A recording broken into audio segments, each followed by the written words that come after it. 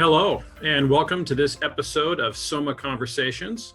This is a different way for us to communicate and keep all of us at Soma Eastside Church on the same page. So if you are part of Soma Church, welcome, and certainly miss seeing you face to face. If you're a visitor, we're certainly glad you've joined us for this podcast, vodcast, whatever it is they are calling it these days. But today we have on as a guest, and this is a recorded discussion between leaders at Soma Church and Dr. Michael Passineau. Now, he is the director of the gene therapy program at Allegheny General Health Network, and he has a PhD from the University of Miami.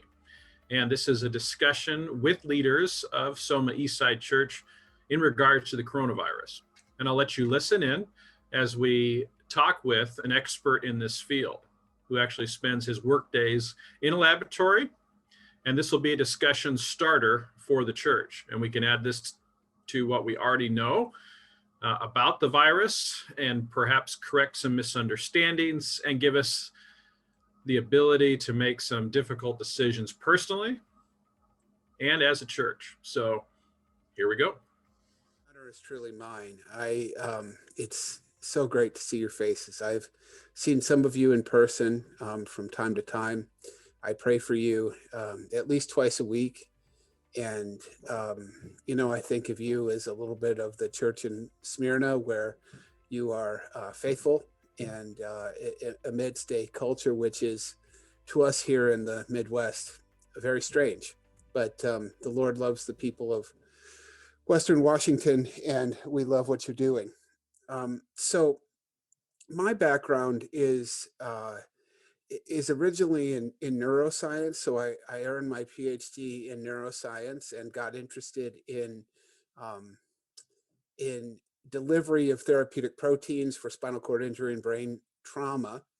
And about that time, I met a girl from Birmingham, Alabama, and fell in love with her. And she was in school in Birmingham, so it was clear that I would be in Birmingham, Alabama very shortly. So I took a postdoc at the Gene Therapy Center up there in the early days of trying to target viruses to cancer cells. This was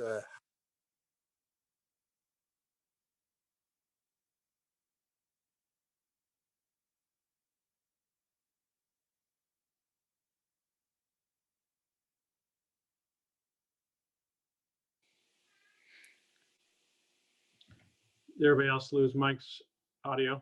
Okay, Mike, I can't hear you. How about now? Yep, we're back.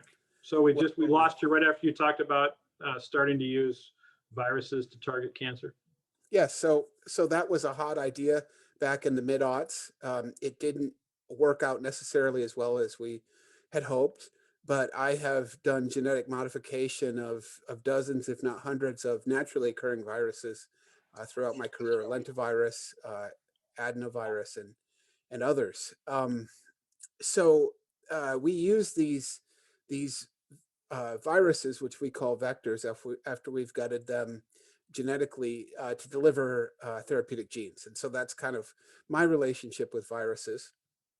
With respect to the SARS-CoV-2, the coronavirus that causes the COVID-19 syndrome, my family and I had it back in March. So I was sick for about 18 hours. And then I had a cough for about 2.5 months. I had to go on an inhaler. I have developed a test in my lab where we can use saliva to detect antibodies against it. So me and my family have antibodies. We've been through it. And I guess my expertise in this field is that I understand viruses at the substructure level really well, how they work, what they do when they get in cells, how you can turn them on, turn them off, mitigate their pathogenicity, and also how your immune system reacts to them. So what I kind of wanted to do today, really more than anything, was just it's just an honor to really connect with you. I know there were a lot of questions, and I reviewed some of the data in Washington State just before I got on the call. I think most of the questions have to do with the vaccines, um, a few questions of the pathogenicity of the virus itself, and kind of where we are and what we can expect. So I think what I would say is that so let me explain this real quickly, sort of virology 101. A virus, we come in contact with viruses all the time. I see a little one up there.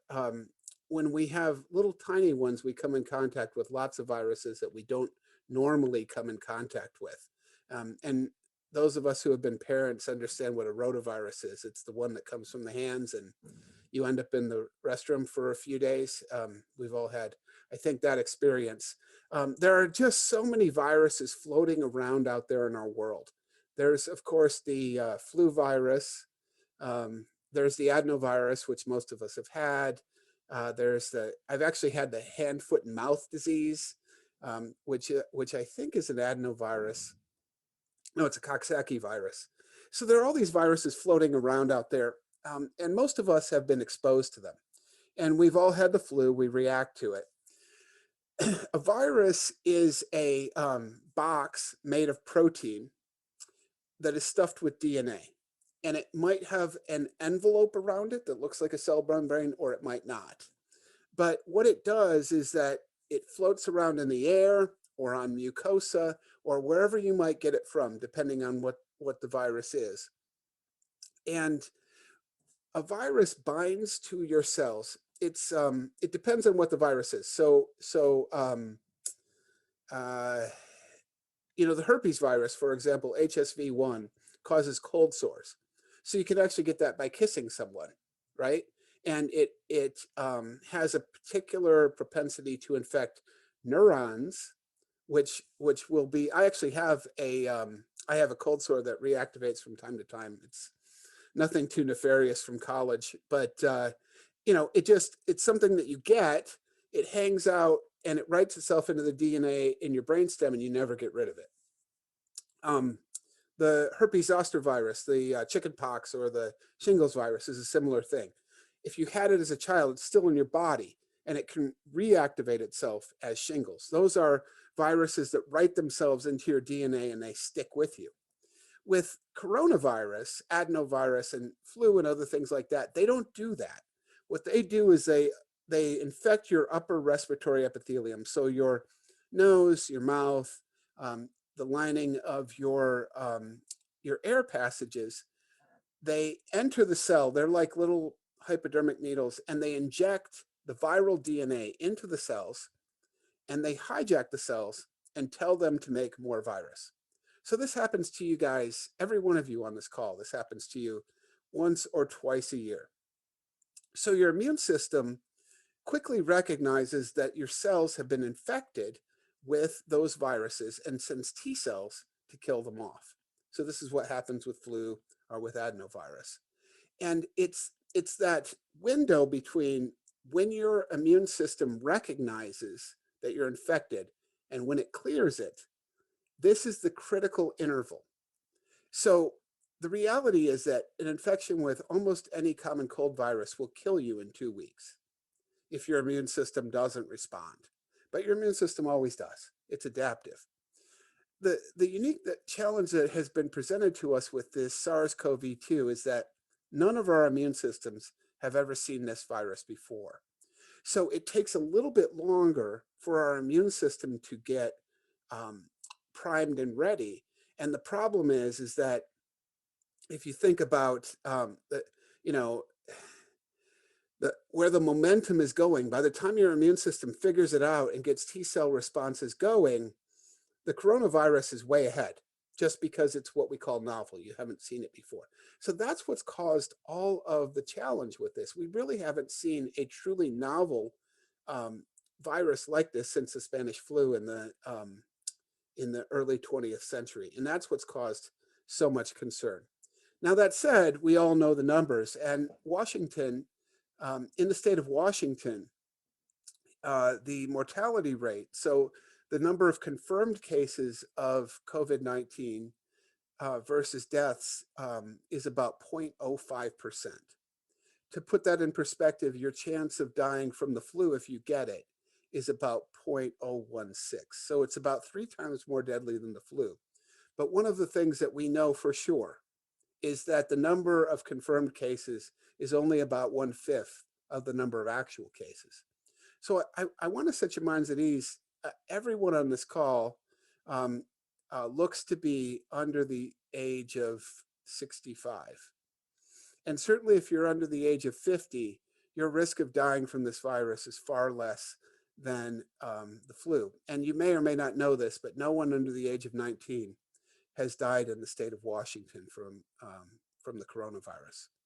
So it does sort of contrast. I mean, I guess I'm old fashioned. I'm a scientist. I still believe in numbers and facts as opposed to expert opinion and CNN. But those are the facts, and you can look them up. Your state has a very good website that will give you a lot of information. I can send that out. But overall, I would say that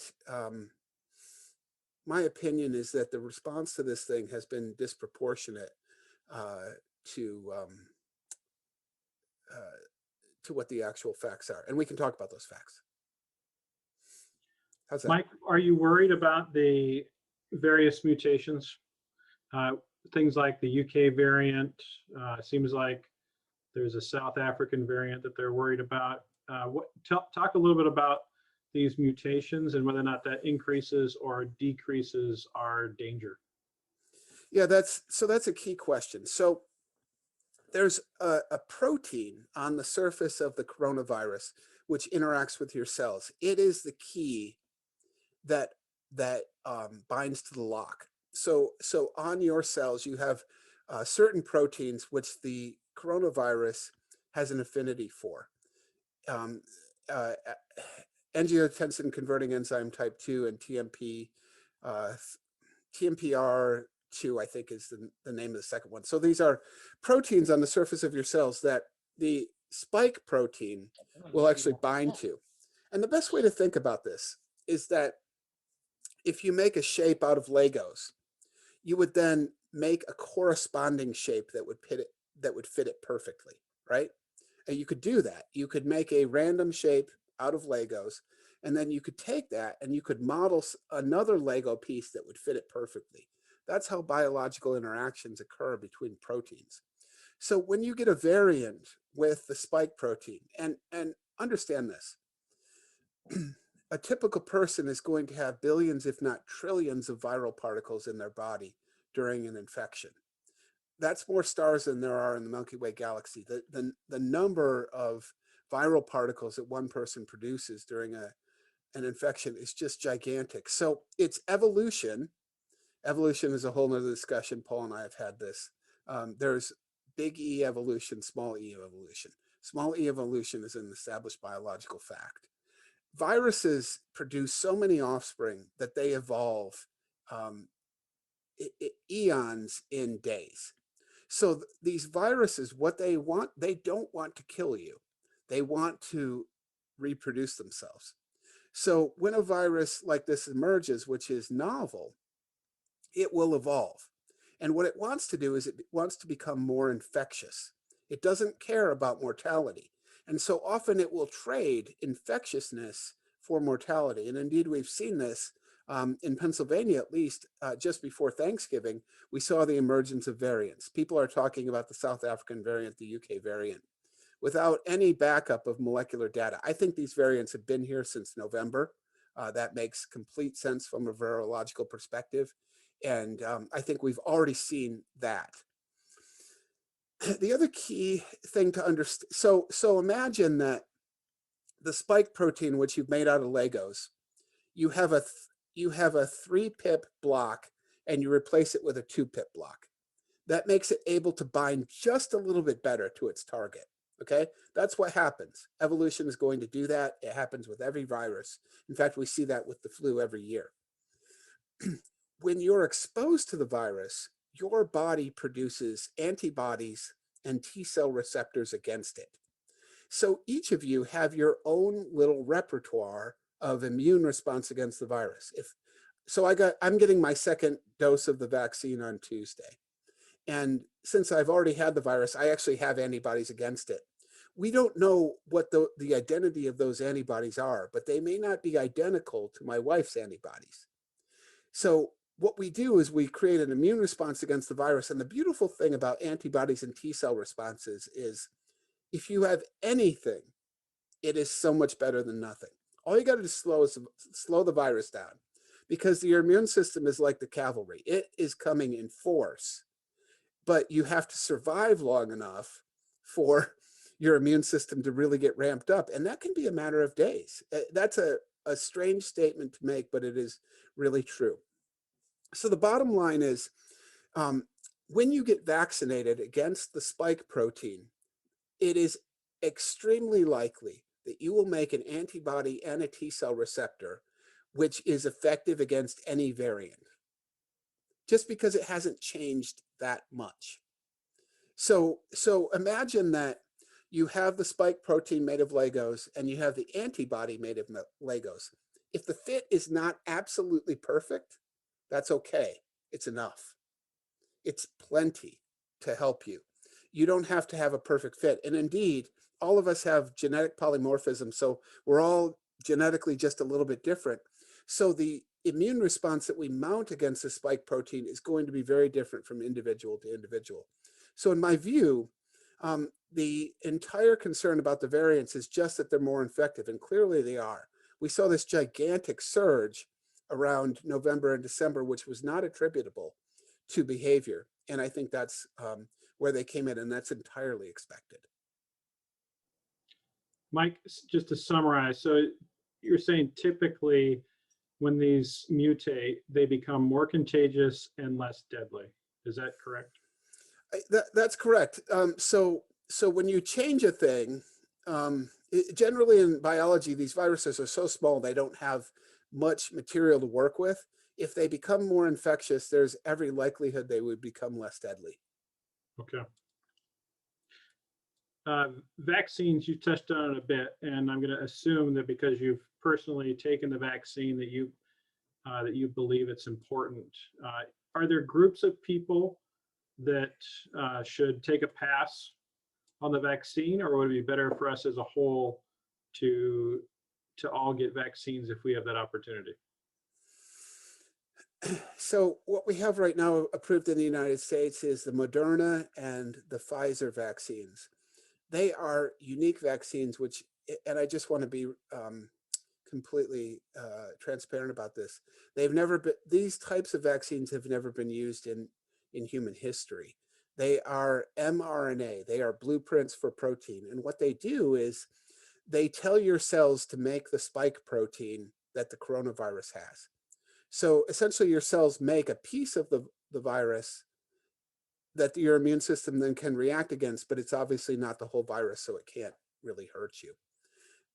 This approach to vaccinology was not taken seriously until the latter half of 2019. And I'm not kidding. No one would have given you 2 pennies for an mRNA vaccine, but it was the Operation Warp Speed. And I'm not going to get political at all. Certainly no one person deserves credit, but the development of mRNA vaccines is a fundamental discovery in the evolution of human medicine. It is spectacular.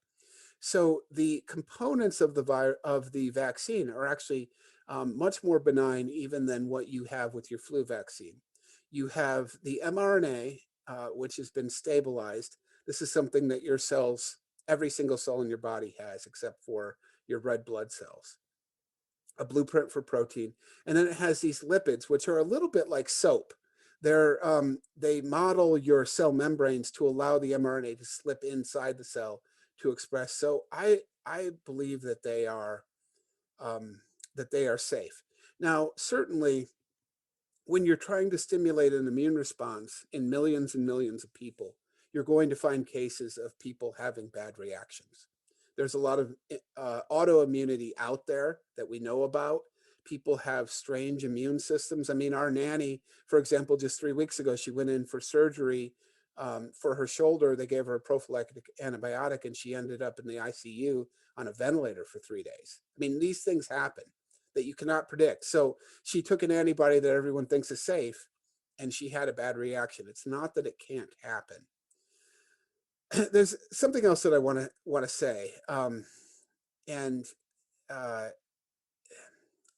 I feel this way. So um, we've seen the world shut down over the coronavirus, and I agreed to take a vaccine. I was asked to do it.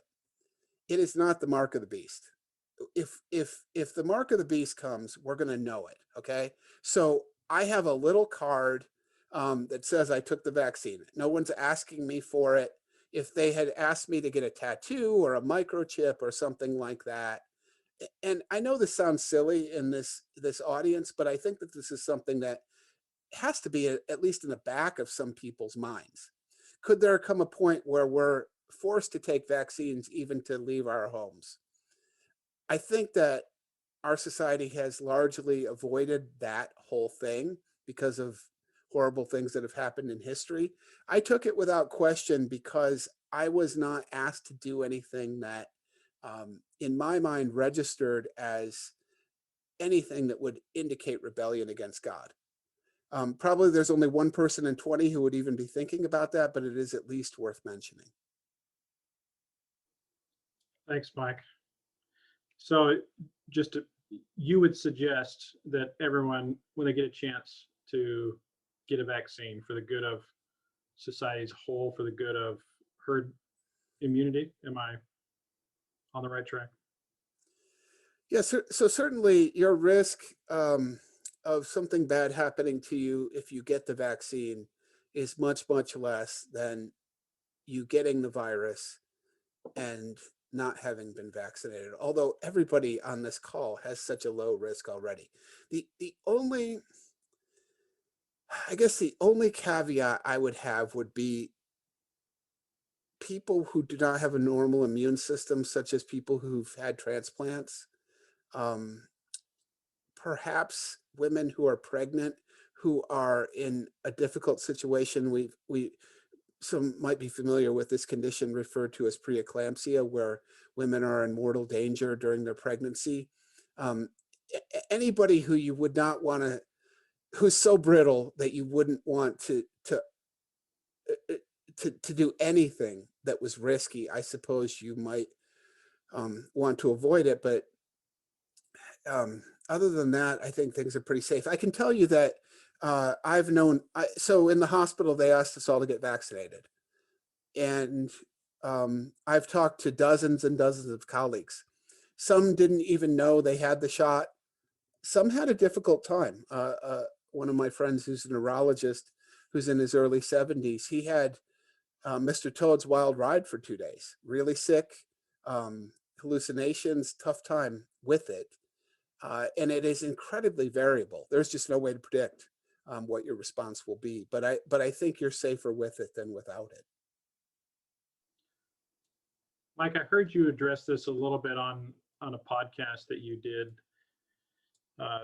And maybe I'll just mix two of these questions together. And the first part of this is, it seems like the media has been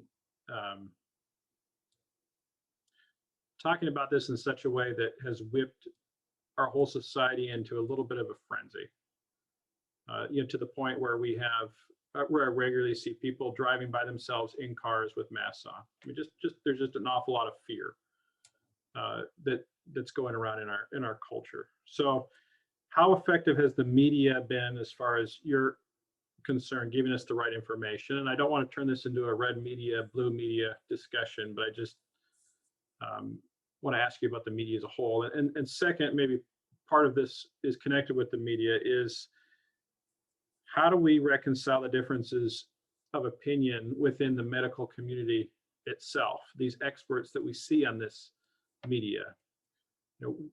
And maybe part of this, the big question is, where do we go to get good information about these issues so that we don't live in fear, but we're also not reckless or conspiratorial? Well, I think that's a great question. And what I can tell you is that Obviously, when you use the term the media, it's a very broad brush. You might have CNN, Washington Post, Fox News, NBC, MSNBC, NPR. Um, what I would say is that I just don't think I wouldn't give you 5 cents for every single word that every single one of those stations has said over the last year. I am amazed by the ignorance and the hysteria that they're propagating. So what I can do is point you to your state's website, which is doh.wa.gov/emergencies /COVID-19 /data dashboard. And this will tell you, this will give you the real numbers. And I think you'll be surprised. I told you before that if you get the SARS-CoV-2 in the state of Washington, your risk of dying from it is 3 times that of dying from the flu. And that no one under the age of 19 in Washington has died from the coronavirus. Is there anyone on this call who knew either of those two things?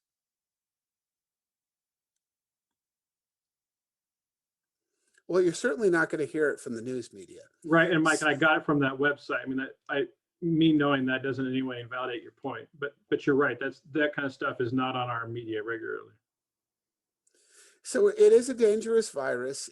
The problem is that if you get killed in a motorcycle accident and they do a swab on you and you show up positive for coronavirus, you're a coronavirus case.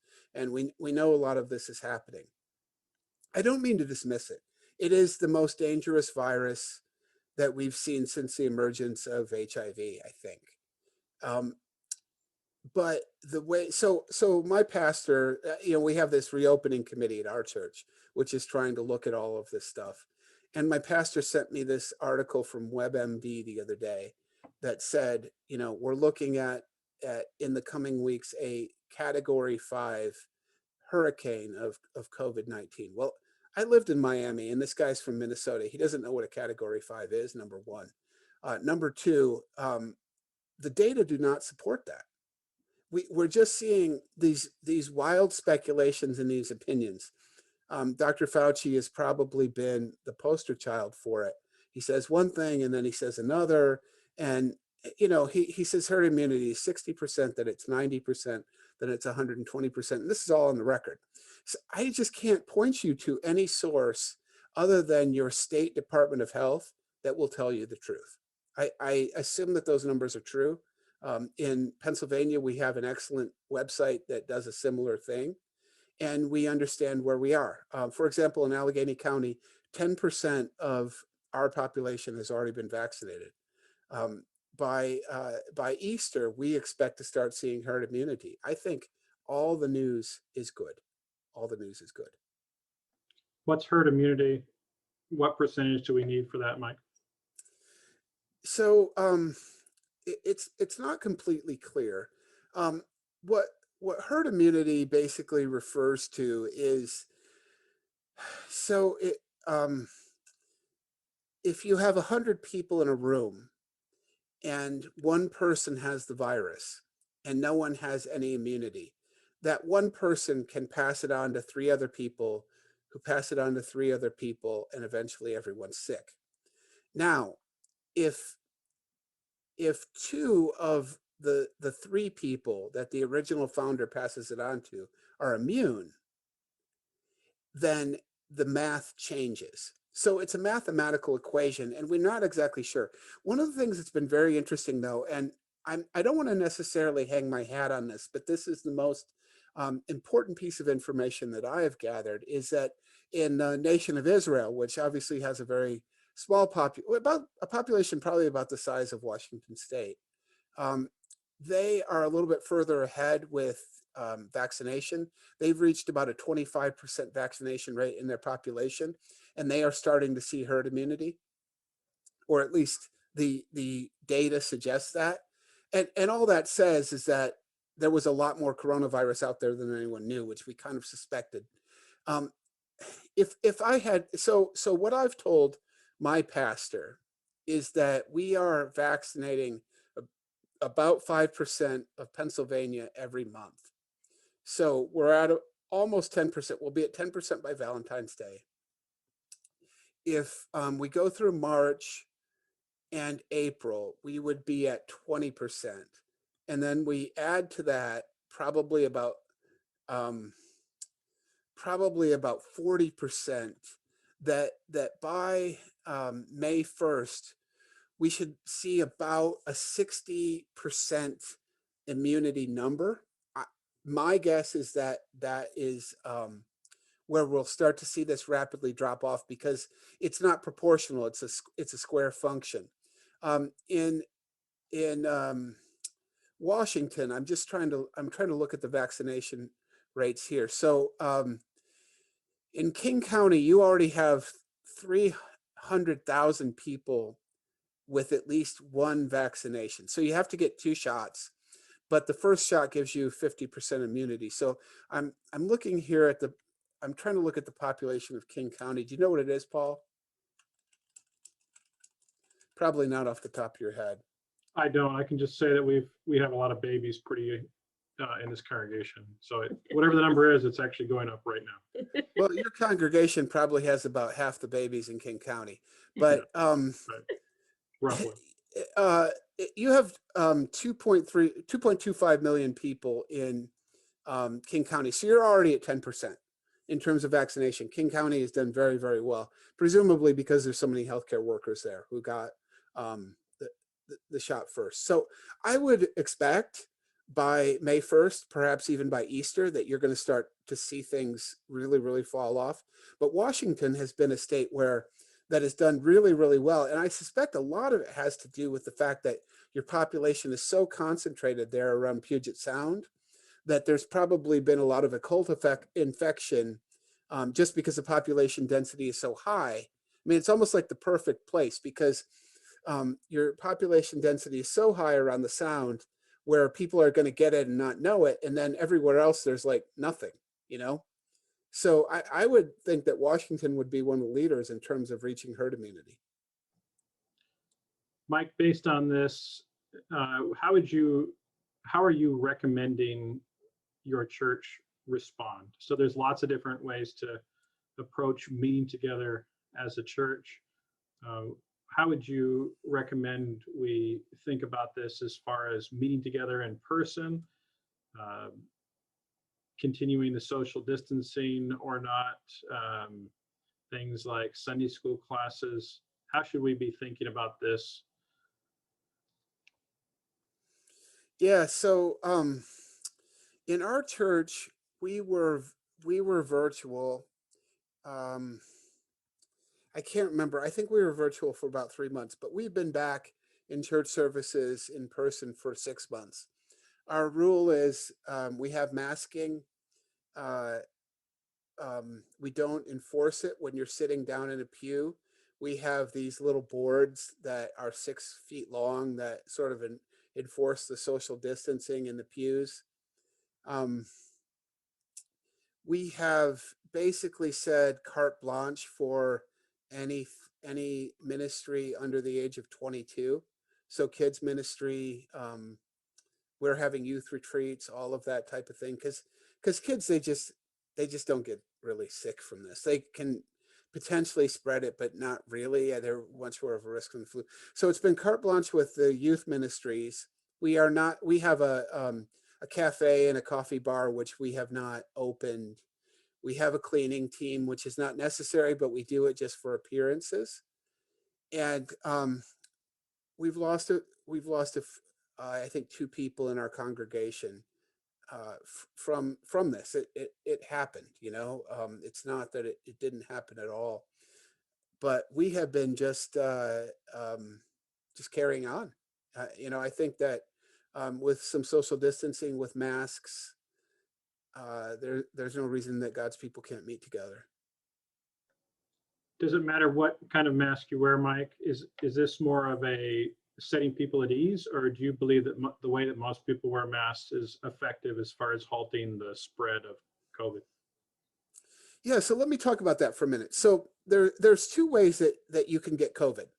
The first is if someone sneezes. So when you sneeze, all of that liquid that's in your lungs, your mouth, um, it becomes aerosolized. It's vaporized, right? Because it gets expelled at such speed that it forms tiny water droplets. And what we know is that the way that you get COVID, 99% of the time, is from saliva. So when we speak, um, we can't help it. Saliva particles come out of our mouth when we speak, and they move in a downward trajectory. They're relatively heavy. They do not float around in the air. Okay, so let's get that clear. If you sneeze, you can aerosolize and you can have a cloud of tiny droplets that could float around, but they're going to sink rapidly. They're just very heavy. And the virus doesn't float around on its own. It has to be in droplets of saliva. So largely it's speaking and it's what comes out of your mouth that is going to infect you. So when we think about masks, you have a mask that goes like this, and then you have the way I wear it, which is like this. So the nose cannot give off COVID, okay? So I don't breathe very well in the mask. I bring it down here because not only have I had the virus, now I've been immunized. I'm like over it, you know? Um, I think the masks are effective in preventing that aerosolization as people speak. Now, can it live on surfaces? Theoretically, but it's just almost a non-thing. The only really other method transmission would be one where someone touches their, I don't know, touches their face, touches their eyes. We don't know if it's in tears or not. It probably isn't. And then like touches another person, but 99% of the time that it's spread from saliva droplets. And so this is a concern with people singing, with people speaking to each other, with people hugging, all of that type of thing. It's all in your saliva. That's how it gets spread. So I think the masks are effective. If you're concerned about getting it, you should have the mask over your nose and your mouth. If you're not so concerned, you can have the mask only over your mouth only. Over your mouth protects others. Over your nose protects yourself. Thank you, Mike. Super helpful. Robin, based on the questions that have been coming in, are there a couple that maybe haven't been answered in the conversation so far? What are some, and then after that we'll continue to encourage you to text it to Robin or put it in the comments just so that we can mediate this on some level. But Robin, what do you got? I don't think we've talked about hospital capacity yet. We received a question, what is the deal with hospital capacity? This has been a big factor in distancing measures, referencing what happened in Italy early on. I don't know if you have any thoughts about that, Dr. Passineau. And so asking what should we be taking extra measures in order to prevent hospitals from being overrun with COVID patients? Sounds like that's pretty close. If you asked that question and I just got it wrong, please speak now so we answer the correct question. The answer to that question is quick and simple, which is don't worry about it. There was some concern early on when we didn't know very much, but so for example, I'm looking at the Pennsylvania data right now. We split in terms of hospital readiness, we split our state into 7 regions. Right now, all but the Northeast is moving toward a negative surge. In other words, things are dropping off. Let me not get too technical, but early on, that was a legitimate concern completely. Remember everybody talking about ventilators. Nobody's ever used the ventilators that they need. Hospitals occasionally do have to move people around. For example, if there's a hot spot in Hershey, they might have to move patients to Philly or to Pittsburgh. But that there really isn't a concern in terms of hospital capacity. And, the number of hospitalizations is really kind of the key, because if you don't get hospitalized, you can't die. And, you know, uh, when you get hospitalized with this, there are a number of treatment protocols, remdesivir and other things that come into place. So I really don't think hospital capacity is at this point anything we need to worry about. Thank you. What else? What other questions do we have? This is a good one. Why is it recommended for people who've already been infected and I guess have made antibodies on their own accord to get vaccinated after they've already been infected? Or is that recommended? So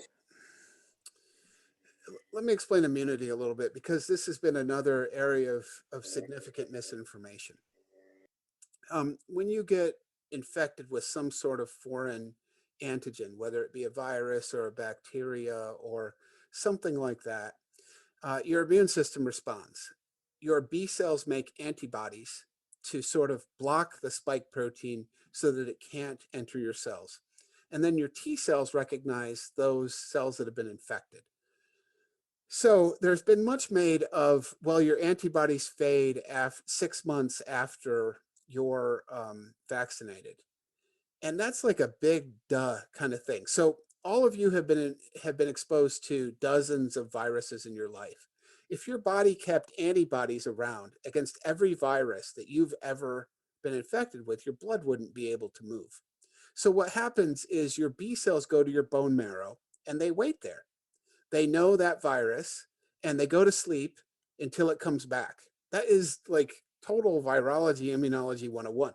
So if you don't have antibodies after you've been vaccinated 6 months, that's fine.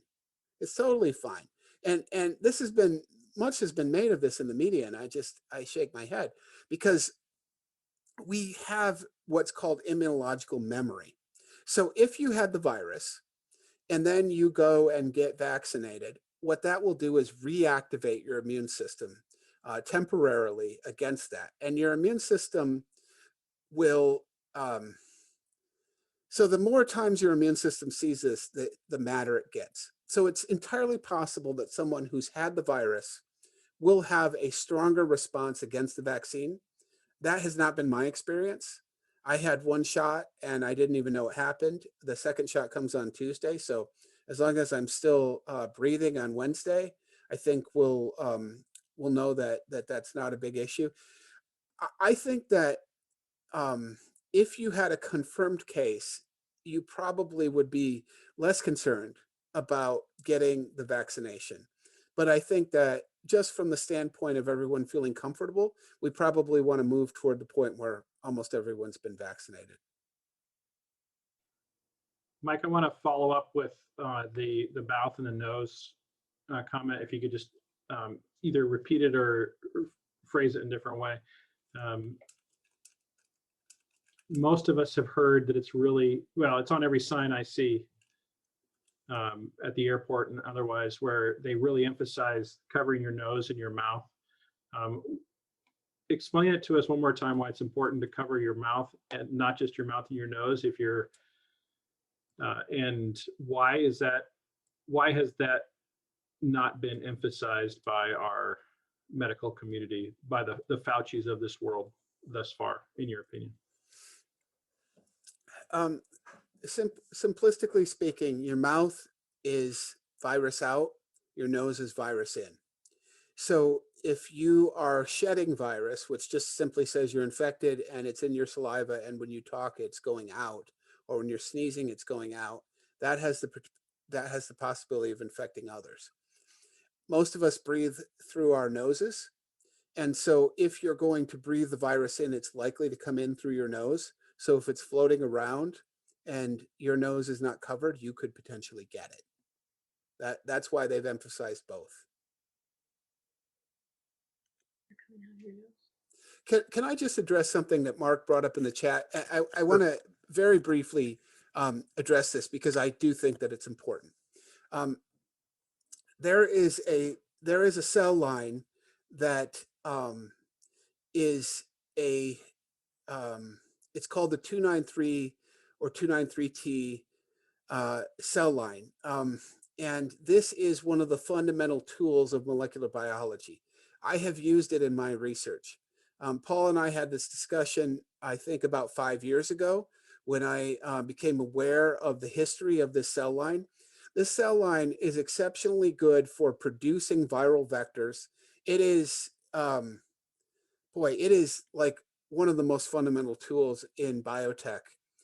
This cell line, we don't know exactly where it came from. It came from the Netherlands in the 1970s. It is referred to as HEK, human embryonic kidney. It is an immortalized cell line which came from the kidney of an unborn person. We don't know who this person was. We don't know if their life ended through an accident or whether it was taken voluntarily. We just don't know. If we had to bet, we would guess that this was an aborted fetus. And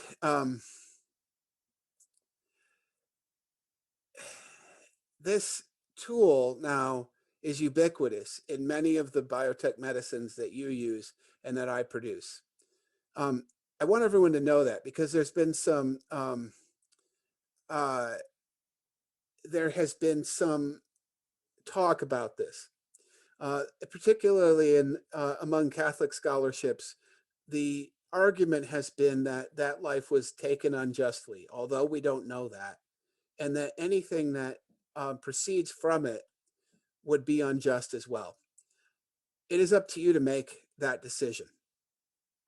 I have used it to do wonderful things, including to create cellular products that cure cancer in some people. We can't bring that life back. We don't know how that life was taken and why. We do know that this the cell line now exists today in an immortalized form and is able to do things that we can't do by other means to do good. This is a long discussion, but I want you to be aware of it. However, there are no fetal products used. So the 293 cell line is immortal, which means that they took a few cells from this kidney and they've grown them through the decades, and they are not derived from anything that has been living. That person wasn't alive, hasn't been alive for 50 years. There are no fetal products used in the production of these vaccines. I need to emphasize that. It just does not happen. So I was under the impression from good authority that the mRNA vaccines do not use that cell line or other fetal lines in production of these vaccines. So there wouldn't be. I don't think that these vaccines are produced in the 293 cell line. Where they are used is for the Oxford AstraZeneca and the Johnson & Johnson, the Janssen vaccine, which are now under emergency review in the United States. We may see those vaccines here. I believe that the mRNA vaccines are synthetic, but I think the bigger issue is, are you willing to take a viral vector for gene therapy? And let me just tell you an experience that I had. So there have been two gene therapies which are approved in the United States. The one is for a congenital form of blindness, extremely rare. The other one is for a disease called spinal muscular atrophy, the floppy baby syndrome. And so a friend of mine at Nationwide Children's Hospital in Columbus produced the first medicine for spinal muscular atrophy. Is anyone familiar with that disease? Babies can't sit up and they just die laying there by the time they get to be 2 years of age. He produced these adeno-associated vectors, and I've seen these kids who are 5 years old playing on the jungle gym. Those cells were used to create a miracle. I mean, if you want to be really inspired by something, look up SMA gene therapy. I've prayed about it, and I feel that I feel that it is justified to use these cells, not fetal products. So to go out and harvest an embryo is an entirely different thing. But this immortal cell line is no longer a person. It's a piece of a person which has happened to be biologically aberrant. Thank you, Mike. And those are good discussions, and I remember that conversation well. It seems like we discussed about taking something that was it's possible it was originally acquired by somebody doing something evil, and it's possible now that that has been redeemed. But something to think about, and maybe if that's something that you guys want to talk about as leaders down the road, I think we could probably get Mike back and maybe some other scientists that have thought through that. Other questions, Colleen, especially, I know that you've had a lot of friends and you've been sending a lot of questions. Is there anything that you wanted to know that Mike hasn't answered today, or maybe a follow-up on one of your previous questions? I have a question between the Johnson & Johnson vaccine, which is a regular vaccine, and then this new one. What would be your recommendation from one to the other, or does it not matter? Or if one is afraid of the mRNA, is the Johnson & Johnson better to do, or what's your thoughts? Yeah, so that's a great question. So there are 3 forms of the vaccine. There's the Pfizer and the Moderna, which are approved in the United States. Both of them are synthetic mRNA, novel vaccine technology, which now has proven itself to be effective, and that's the one that's in my arm. You then have the Oxford and the Janssen or Johnson & Johnson vaccines. These are recombinant adenoviruses. So these are actually adenoviruses that have been genetically modified to express the spike protein. So they are viral carriers to express the spike protein. I think that, in my opinion, those would be the least desirable. The good thing about them is that they only require 1 shot. The bad thing is that they are viruses. When you get your flu shot every year, what you get is recombinant protein. So what they do is they grow up the actual protein from the flu virus in chicken eggs, and then they give you the protein into your arm so your immune system can react to it. That has not been the approach which has won the day with coronavirus for whatever reason. So I think Novavax is doing that, and I believe the Sanofi vaccine is also that. I don't think we're going to see those vaccines. So your choice is between the mRNA. Well, you don't have a choice right now. You can get the mRNA or not. If the Oxford AstraZeneca or the Janssen vaccines were to get approved, those are recombinant adenoviruses. Those are viruses that you've likely been exposed to. They're common cold viruses. They take out all of the genetic material and they put the SARS-CoV-2 spike protein into it. So just to summarize that, Mike, if there is a vaccine that you would recommend to people, if there's a choice, which one do you think is the best? I got the Pfizer. I think Pfizer and Moderna are probably the best. The Moderna is a little bit easier to store. So if you're in a metropolitan area like Seattle, you're probably more likely to get the Pfizer. Whereas in the more rural areas, they're probably going to be sending the Moderna there. Can I ask another question in regards to the vaccines? So it is so new. Like, do we even know the ramifications later about having this new technology in us? Does that make sense? Yeah, I think it's a legitimate question. So what we know is that what they put into your body is gone within a few days. The mRNA is relatively rapidly degraded. Could there be something unforeseen? So mRNA vaccines are new. They're in humans. They're not new in animals. So I used them even 15 years ago. I cannot foresee any sort of concern. I know, for example, pregnant women have been concerned. You're concerned about your kiddos. I understand, and I can't tell you. I can't tell you an unknown. What I can tell you is I got it. I had absolutely no concerns. My wife got it. had no concerns. And you know, we've got 3 kids. It's not inconceivable we could have another one. I don't know. I'm just not. I would let my kids get it, although I don't think that that's a high priority. Does that help, Colleen? Robin, are there other questions that we've missed? Yeah, texted in that I'll share. What do you think about congregational singing being prohibited in our country? If state leadership believes masks work, why do you think we can't sing with them on? Well, I think, you know, I'm in Pennsylvania, you're in Washington. Your culture is entirely different from ours. So our governor knows better than to step on our religious liberties. Um, your governor, I'm not so sure about. The reality is that in Pennsylvania, the Secretary of Health and the governor have made it clear that none of the restrictions apply to churches. They don't want that going to the Supreme Court. I think that I have seen isolated examples in some states on the left coast where it's been punitive against churches, and I think we can entirely expect that.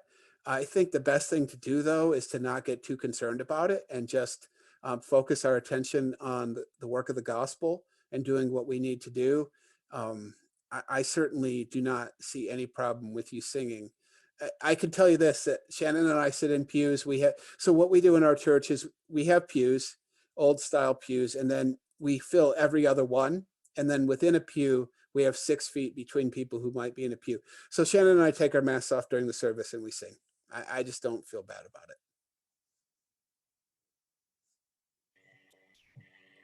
it. Thank you. What else, Robin? Just addressing some that I don't think we've gotten to. You've mentioned, you mentioned your church is resuming child and youth activities. So I don't think you've talked about how the virus spreads, like from children to adults. Like, do children spread the virus slower, or do they just not exhibit symptoms as much as adults? Immune system's quicker to respond. How does that all work? I wish I knew. There's a couple of things. Children's immune systems are much more plastic. They're much faster. And we experience this. So your kid comes home from school and gives you a rotavirus. They're fine. And you're like on the floor or in the bathroom for 3 days, right? So kids' immune systems can just respond that much quicker, which is why when we're parents of young kids, we get the worst of it. So that's something that's already sort of been known, and any mom knows that. With children, though, one of the simplest ways to explain what's going on is kids are shorter than adults, so when they speak, their saliva can't rise. It falls downward from their mouths, and so they can certainly infect each other, but it's very rare that you see transmission from a child to an adult. And it's probably just as simple as the trajectory of the saliva. Are you saying that short people in general are less of a risk of spreading this, Mike? I know where you're going, and I'm not going to touch it, Paul. Okay. All right. What else? What other questions? Thank you. I saw that joke, Mark. Appreciate you. One texted in, is there anything we can do at home to take that can help us if we get sick with COVID? Anything over the counter that you would recommend? I'm sorry. I was just looking at the chat. I somehow I'm directing stuff just to Christina. All right. What was the question again? No problem. If we get COVID, is there anything we can get over the counter to treat ourselves at home? Oh, that's a great question. So, yeah, so there are things that really help you. I have always been a huge fan of Zicam. I don't own any stock in the company, but when I start to get sick, that zinc can really help you. It helps your T cell function. Vitamin C as well. You can. It would be hard to take too much. maybe take, 3 or 4 times the recommended dose in a day with Zicam every 3 or 4 hours, that can make a huge difference. The antivirals like Tamiflu are very specific to the virus, so Tamiflu will not work. But I would recommend Zicam. There are other, I'm not a holistic medicine person, so I don't have a lot of expertise, but I do know that vitamin C and zinc in particular have good evidence behind them. I have another quick question in regards to over the counter. I was talking to somebody who works for the State Department in the COVID section, and he was saying that Pepsid AC, Max Strength, and Zyrtec together is just this miracle with it as well. Have you heard that? Do you know anything about that? I saw that. I just I can't imagine the mechanism whereby that would actually happen. So I think what Pepsid AC is a proton pump inhibitor, and Zyrtec, let's see. Is allergy. Yeah, boy, I, I I couldn't explain. If that's true, I couldn't explain why that would be. I mean, if it's an over-the-counter medicine, you need to be careful with mixing antidepressants with over-the-counter medicine. We all know that, particularly anti-inflammatories. One of the interesting things that hasn't been explored is anti-inflammatories with the COVID. And I can't really give you good explanation on it, but I think that if it were me to give you advice, I would stick to zinc and vitamin C just because we know they're benign and we know they can do nothing but help. Thank you, Mike. I'm going to ask you another time what a proton pump inhibitor, is that what you called it? Yeah, it just blocks stomach acid from forming. Okay. Just sounds like a great name for a rock band too. Michelle, what questions do you have about kids ministry? It sounds like Mike is telling you need to get children's ministry up and working by this time next week. No problem, Paul. So just to clarify, Dr. Passineau, so it sounds like what your church is doing is that you said under the age of 22, I think, that you use the word carte blanche, that you have no restrictions. So I just wanted to, 2 questions. One, just clarify, you really don't see any concerns with kind of more your traditional Sunday school setup. And then 2, to this point, I've kind of been looking at our school districts to see what they're doing. Does that seem like a reasonable bar to measure as far as what we do with kids ministry, Soma? I wouldn't listen to the school districts at all. I mean, it's just, I could get myself in trouble, but I wouldn't listen to the school districts. I know there might be teachers on this call. I am incensed by not by the behavior of teachers whom we love, but by the behavior of the teachers unions. In Pennsylvania, they have resisted returning to school and said they were non-essential. Now they've jumped the line in front of the 75-year-olds to get the vaccine. I don't think we want to listen to what the schools are doing. We really want to follow the science. And the kid-to-kid transmission has not been well studied.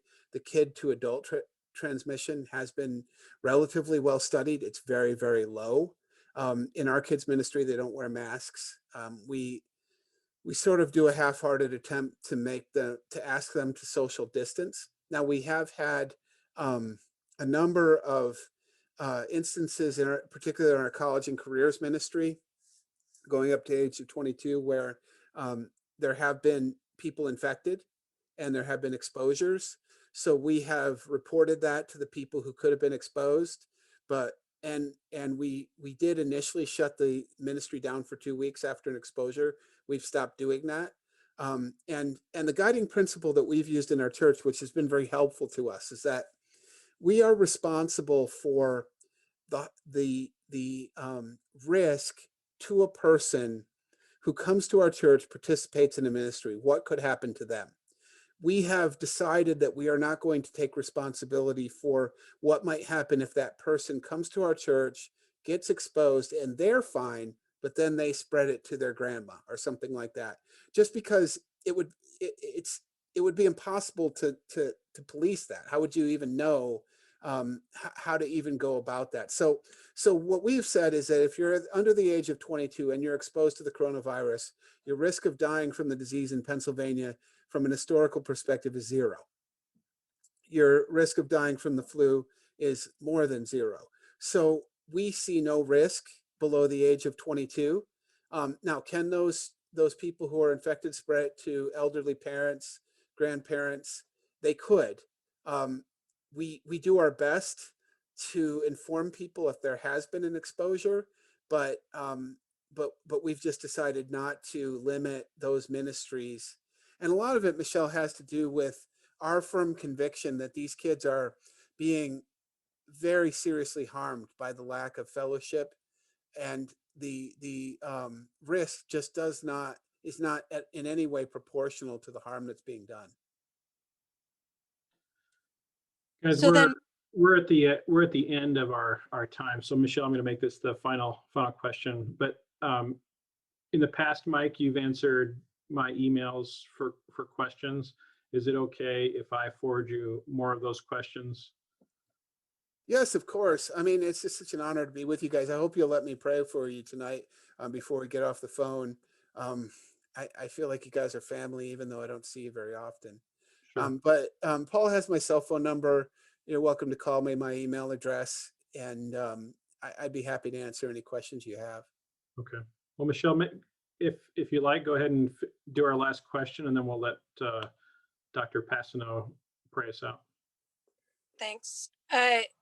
So then it sounds like, as far as, can you tell I do kids ministry, Dr. Passineau? So it sounds like the biggest concern with kids is going to not be kid to kid, but kid to adults. So then what's the best way that we can protect our volunteers? Like as far as space, masks, what's the best way that we can protect the volunteers? I think the most important thing is, I think you've really got to discourage volunteers who are over the age of 65 from participating until we're clear of this. I guess you can't make that a hard and fast rule, but when you look at the numbers, the risk is just so much more over the age of 65 that would be kind of one of those areas where you would say, okay, we're willing to temporarily make that step. I think the masks are effective. Hand sanitizer is effective, but really just exercising caution. If kids are sneezing, coughing, that's a big red flag. And I think a kid who is coughing probably needs to be asked to put a mask on just to prevent that. But that's the way that I would approach it. Thank you, Mike. Thank you, Michelle. I'll let Mike pray for us, but anybody that would like to stay on and ask,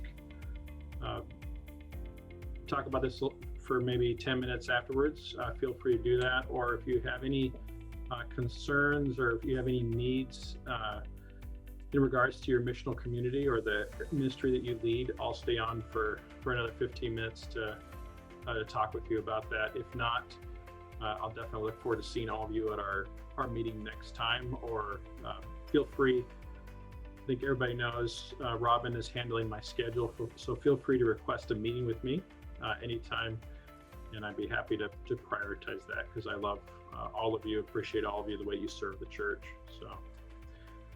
So thank you again, Mike, for taking time to answer our questions, and I just have been grateful for you as a friend for decades now, and certainly grateful for you taking time to answer these questions for these people that are dear to me. So thank you, Dr. Passineau. Likewise.